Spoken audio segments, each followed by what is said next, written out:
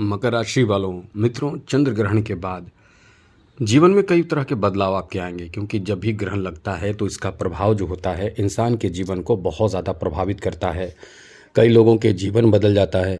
कई लोगों के लिए ये बहुत ज़्यादा कह सकते हैं कि ग्रहण का जो असर होता है वो एक तरह से आफत बनकर आता है, बहुत बड़ी परेशानी इंसान को देता है, बहुत बड़ी मुसीबत में डाल देता है। तो ग्रहण सब पर अलग अलग असर डालता है। ये जो चंद्र ग्रहण रहने वाला है इसका जो असर सभी राशियों पर पड़ेगा, इसका असर देश दुनिया पर पड़ेगा, क्योंकि हाल ही में सूर्य ग्रहण और अब जो है चंद्र ग्रहण है, और ये दोनों ग्रहण का असर आपने देखा भी है। ग्रहण से पहले और ग्रहण के बाद इसका असर, दोनों तरह के असर होते हैं। खास करके बाद ज़्यादा असर होता है और आपने देखा भी है। तो मित्रों, ये जो ग्रहण है वो सभी तरह के परेशानी देता है, प्राकृतिक आपदाएं देगा। कई तरह के कह सकते हैं कि परेशानी, जैसे प्रकृति आपदाओं में बहुत तरह के प्रकृति आपदाएं होती हैं, भूकंप होते हैं, बाढ़ आ सकते हैं, कहीं कहीं ऐसे भूस्खलन हो सकते हैं, और भी जितनी प्रकृति आपदाएं संभव हो सकती है वो ऐसे ग्रहण का असर जो होगा, परिणाम कह सकते हैं, उस तरह के परिणाम प्राप्त होगा। लेकिन यह है कि राशियों पर इसका अच्छा असर पड़ेगा। कुछ राशियों पर इसके लिए कह सकते हैं कि कुछ राशियों को ये बहुत ज़्यादा भाग्यशाली, और ये कह सकते हैं कि माला माल बना देगा। कुछ राशियों को बड़ा अच्छा काम बनेगा, कुछ राशियों को बहुत भयंकर नुकसान भी होगा। और इसका असर देश दुनिया पर पड़ेगा। जैसे कि आपने हाल ही में राजनीतिक स्थिति भी देख रहे हैं, और आगे भी आपको देखने को मिलेगा। बहुत तरह के उठापटक आपको देखने को मिलेगा, राजनीतिक अस्थिरता आपको देखने को मिलेगा, कई तरह के बहुत दुखद घटनाएं आपको सुनने को मिलेगा। वाहन दुर्घटना, तो बैंक से संबंधित परेशानी, लोगों के जीवन में ऐसी परेशानी आ सकती है। साथ साथ बैंकों से संबंधित धोखाधड़ी और वाहन दुर्घटना और एरोप्लेन दुर्घटना, ऐसे कई तरह के जितने भी आप सोच सकते हैं या हाल फिलहाल में पहले भी हुए हैं, उस तरह की दुर्घटनाएं होते रहेंगी। तो ये स्थिति बनेगी। अब इससे राशियों पर भी अलग अलग असर पड़ेगा।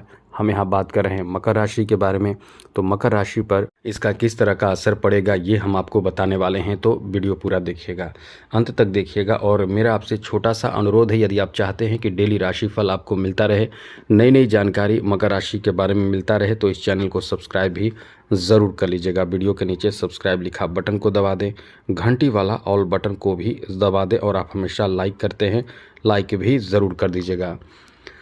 तो मित्रों, सबसे बड़ी बात है कि ये जो प्रभाव है वो आपके अष्टम भाव पर होगा। यानी ग्रहण जो लग रहा है, चंद्र ग्रहण, ये आपके अष्टम भाव पर लगेगा। और अष्टम भाव पर जब लग रहा है तो इसका सप्तम जो दृष्टि रहेगी ये सीधे द्वितीय भाव पर रहेगी। ऐसे समझिए, ये ग्रहण जो है वो चंद्रमा का, चंद्र ग्रहण जो है वो केतु के साथ चंद्रमा रहेंगे, और केतु मौजूद है अष्टम भाव में। अष्टम भाव में केतु चंद्रमा का रहना, यहाँ से सप्तम दृष्टि द्वितीय भाव पर पड़ना, ये आपके लिए बहुत अद्भुत फल देगा। लेकिन यह है कि कुछ परेशानी भी हो सकती है।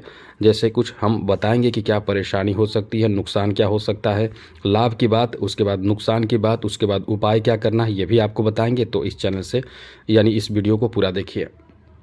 सबसे पहले तो मित्रों आपको बता दें कि यहाँ आपके लिए बहुत अच्छी बात है। ये अष्टम भाव लॉटरी दिलाता है या आकस्मिक कहीं से धन दिलाता है। ये दो बड़े फायदे आपको मिलेंगे। जैसे लॉटरी लगना अपने आप में एक ऐसा समय होता है जहाँ से आपने कहीं ऐसी चीज़ों को छोड़ दिया है जो आपको लग रहा था कि फ़ायदा होगा, बीच में फ़ायदा मिलना मुश्किल हो गया, या आपको लगा कि नहीं मिलेगा फ़ायदा, वैसे कार्य इस समय आप पूरा कर दें तो उसमें आपको लाभ मिलेगा। यानी इस समय जो है वो लॉटरी लगने का कह सकते हैं कि संभावना बनती है। इसके साथ साथ आपको आकस्मिक कहीं से धन मिल सकता है। जैसे आपका कोई पैसा, आप ही का पैसा जो अटका हुआ है, किसी के पास है, वो बहुत समय से रखा हुआ है, वो अब आपको वापस नहीं कर रहा है, वो पैसे आपको वापस मिलने की संभावना बन जाती है। वैसे धन आपको वापस मिलने शुरू हो जाते हैं। तो ये आकस्मिक धन दिलाने वाला एक अच्छा समय रहने वाला है। इसके साथ साथ मित्रों, यहाँ आपको बता दें कि आपके लिए अच्छी बात ये रहने वाली है, ये जो चंद्र ग्रहण रहने वाले हैं, इसका जो असर है वो अष्टम भाव पर पूर्ण रूप से पड़ने से विदेश यात्रा का भी योग बनेगा। कुछ ऐसे लोग जो अपने जन्म स्थान से दूर जाकर रहना चाहेंगे, उनके लिए बहुत अच्छा समय है। और विदेश यात्रा का मतलब केवल यात्रा ही नहीं है, विदेश से जुड़कर लाभ भी आपको होगा। अब विदेश का मतलब ये ना समझ जाएं कि पूर्ण रूप से दूसरे देश। इसका मतलब कई तरह के ज्योतिष शास्त्र में होते हैं, जैसे कि एक स्थान से बहुत दूर स्थान, जैसे दूसरा राज्य भी हो सकता है। तो ये दूसरे राज्यों में यदि आपका कोई बिजनेस चल रहा है, कारोबार है, व्यापार है, तो वहाँ आपको खूब फ़ायदे मिलेंगे। जो फ़ायदे पहले मिल रहे थे उससे ज़्यादा फ़ायदे मिलेंगे और आप इस समय ज़्यादा से ज़्यादा पैसे धन कमा पाएंगे, क्योंकि ये धन लाभ कराने वाला समय है। आगे बात करें तो मित्रों, यहाँ आपके लिए चौथी और बहुत महत्वपूर्ण बात है, ये भी है कि आपके ससुराल की तरफ से सहायता, सपोर्ट, सहयोग, धन, मान सम्मान, सहयोग, हर तरह के सहयोग आपको प्राप्त हो सकते हैं। इसलिए ये आपका एक अच्छा समय ये भी है। साथ ही पंचम और यानी पाँचवीं बात करें, जो आपके लिए अच्छी बात है कि इस समय प्रॉपर्टी की खरीदारी, ज़मीन जायदाद की खरीदारी, बहुत महंगे और कीमती चीज़ों की खरीदारी आप करने वाले हैं, क्योंकि आपके पास क्षमता है। आप क्षमता से काम करेंगे। उन क्षमताओं के आधार पर कहीं न कहीं बहुत बड़े चीज़ों पर फोकस करेंगे, बहुत बड़े चीज़ों की खरीदारी करना चाहेंगे। तो ये समय ऐसा है कि आप इस समय अपना खुद का प्रॉपर्टी भी अपने दम पर, अपने पैसे से खरीद पाएंगे। और प्लान पहले से कर रहे हैं तो बहुत अच्छा है कि आप कहीं न कहीं इस समय उन चीज़ों को आप प्राप्त भी कर लेंगे। इसलिए ये आपका एक अच्छा समय है। इसके साथ साथ आपके लिए आगे बात करें तो यहाँ जॉब का भी बहुत अच्छा चांस है, यदि, क्योंकि ये अष्टम भाव, द्वितीय भाव दोनों धन दिलाने वाला या धन का मार्ग देता है, धन का रास्ता खोल देता है, धन का नया रास्ता देता है। तो ये नया रास्ता क्या होगा? धन का नया रास्ता एक जॉब भी होता है, नौकरी भी होता है, जहाँ से इंसान को जॉब मिल जाता है और जीवन एकदम से स्थिर हो जाता है। मेरा मतलब आपके जॉब मिल जाने के बाद आपको लगता है कि चलो अब एक सही समय शुरू हो गया, वो समय आपका शुरू हो जाएगी। और जो अष्टम भाव में ये ग्रहण लग रहा है, इसका सप्तम दृष्टि सीधे द्वितीय भाव पर रहने से परिवार में बहुत हलचल, खुशी, प्रसन्नता, कोई अच्छा काम बनेगा, घर में चहल पहल देखने को मिलेगा, एक अनुकूल स्थिति देखने को मिलेगा जिसमें आप बहुत ज़्यादा एंजॉय करेंगे, आप बहुत प्रसन्न रहेंगे, बहुत खुश रहेंगे। यहाँ आपके जो कह सकते हैं कि परिवार में आपकी इज्जत बढ़ेगी, आपकी वैल्यू बढ़ेगी, आप इस समय बहुत उत्साहित रहने वाले हैं। साथ ही द्वितीय भाव पर दृष्टि पड़ने से ये कोई बहुत बड़ा आपका लक्ष्य या कह सकते हैं कि मनोकामना पूर्ति, इंसान का जब कोई मनोकामना पूर्ति होता है तो निश्चित रूप से इंसान बहुत प्रसन्न होता है, तो वो प्रसन्नता आपको देगा, कोई लक्ष्य की प्राप्ति करा देगा। तो ये आठवीं बात है कि लक्ष्य और बड़े लक्ष्य की प्राप्ति भी कराएगा। और आखिर हम आपको बता दें, जो फ़ायदे की बात है, इंसान के पास सब कुछ हो और एक महत्वपूर्ण चीज़ ना हो तो वो सारे चीज़ व्यर्थ हो जाते हैं, वो है बुद्धि। इस समय क्योंकि इस इंसान के पास ज्ञान हो तो ज्ञान से तो सब कुछ करता है, लेकिन ज्ञान से भी मेरे नज़र में बुद्धि बहुत श्रेष्ठ माना जाता है। जो इंसान बहुत बुद्धिमान है वो बहुत कुछ कर सकता है।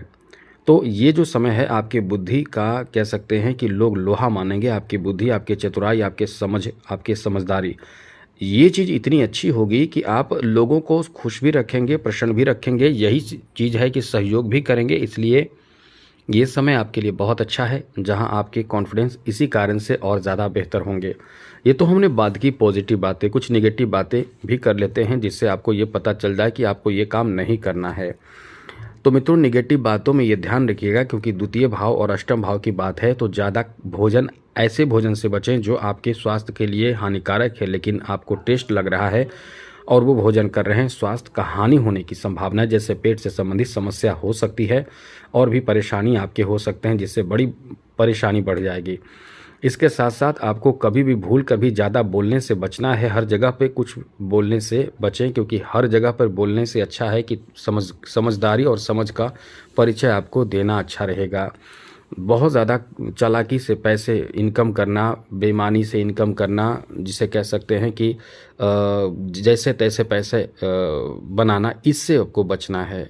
घूस लेना, क्योंकि ये सब चीज़ आपको करा सकता है। जो प्रभाव रहते हैं ग्रहों के, वो आपके कराएंगे तो फिर निश्चित रूप से फंस जाएंगे, परेशान हो जाएंगे। इसलिए इससे आपको बचना चाहिए।